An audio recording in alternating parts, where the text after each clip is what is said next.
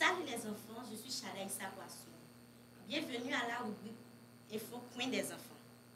Aujourd'hui, je vais vous informer sur le nombre des enfants dans le monde.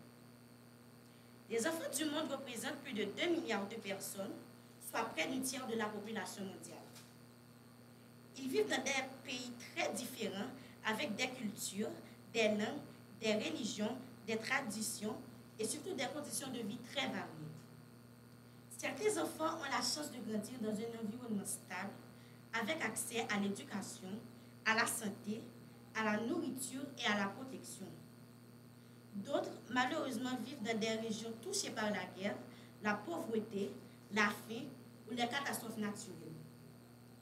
Malgré ces différences, tous les enfants ont des droits fondamentaux qui sont reconnus au niveau international.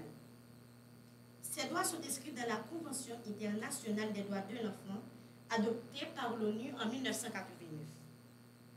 Parmi ces droits, on retrouve le droit d'aller à l'école, le droit d'avoir une identité, une nationalité, le droit d'être nourri, soigné, protégé contre la violence, le droit de vivre avec ses parents si possible, et aussi le droit de jouer et de s'exprimer librement. Ces droits sont universels. Ils s'appliquent à tous les enfants, quel que soit leur lieu de naissance, leur origine ou leur situation. Pourtant, dans la réalité, beaucoup d'enfants ne peuvent pas en profiter. Dans certaines régions d'Afrique, d'Asie ou d'Amérique latine, des millions d'enfants ne sont pas scolarisés, souvent parce qu'ils doivent travailler pour aider leur famille. D'autres sont victimes de mariages précoces, de maltraitance, d'exploitation ou de guerre. Il existe aussi des enfants réfugiés qui ont dû fuir leur pays à cause des conflits armés, laissant derrière eux leur maison, leur école, parfois leur famille.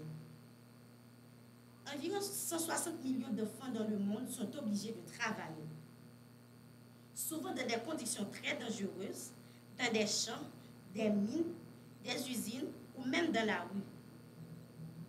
D'autres souffrent de malnutrition, n'ont pas accès à l'eau potable ou à des besoins de base. Dans certains pays, les filles sont encore moins favorisées que les garçons. Elles sont plus souvent privées d'école ou contraintes de se marier très jeunes.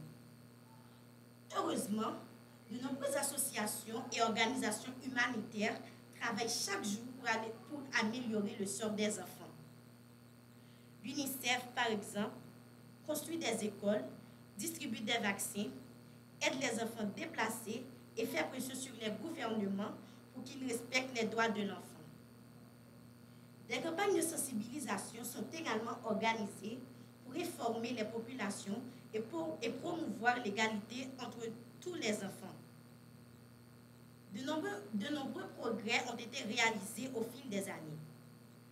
La mortalité infantile a diminué, la scolarisation a augmenté et de plus en plus de pays prennent des mesures pour protéger leurs enfants.